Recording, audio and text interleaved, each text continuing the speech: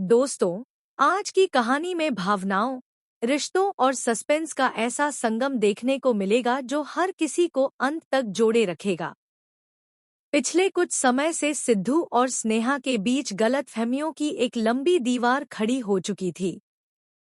दोनों एक दूसरे की परवाह तो करते हैं, लेकिन हालात और परिस्थितियां उन्हें बार-बार एक दूसरे से दूर कर देती हैं। इसी बीच तेज प्रताप सिंह की मौजूदगी पूरे माहौल को और भी ज्यादा उलझा देती है। कहानी की शुरुआत होती है उस पल से जब सिद्धू अकेले बैठकर अपनी पिछली बातों को याद करता है।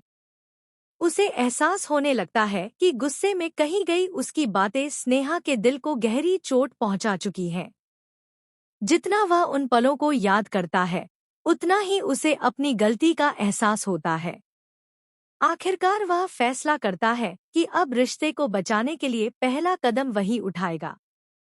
दूसरी ओर स्नेहा अभी भी अंदर से टूटी हुई है। वह अपने आत्मसम्मान और रिश्ते के बीच फंसी हुई है। उसके मन में कई सवाल हैं।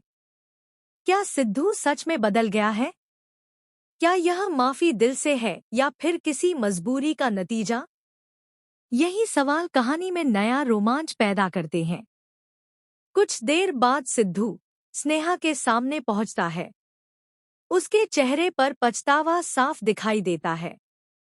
वह बिना किसी बहाने के अपनी गलती स्वीकार करता है और स्नेहा से माफी मांगता है। वह कहता है कि कभी-कभी इंसान गुस्से में ऐसे शब्द बोल देता है जिनका दर्द बहुत लंबे समय तक रहता है। वह वादा करता है कि आगे से वह रिश्ते को सम्मान और विश्वास के साथ निभाएगा। स्नेहा उसकी बात ध्यान से सुनती है, लेकिन तुरंत कोई फैसला नहीं करती।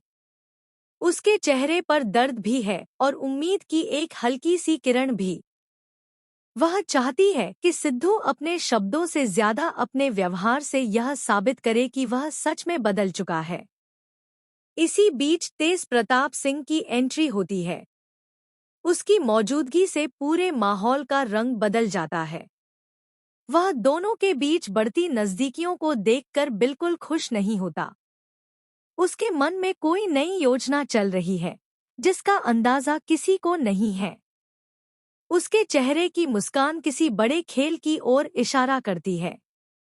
तेज प्रताप सिंह सोचता है कि अगर सिद्धू और स्नेहा फिर से एक हो गए, तो उसकी सारी योजनाएं खत्म हो जाएंगी। इसलिए वह एक ऐसा कदम उठाने की तैयारी करता है जो सभी को हैरान कर सकता है। अब सवाल यह है कि क्या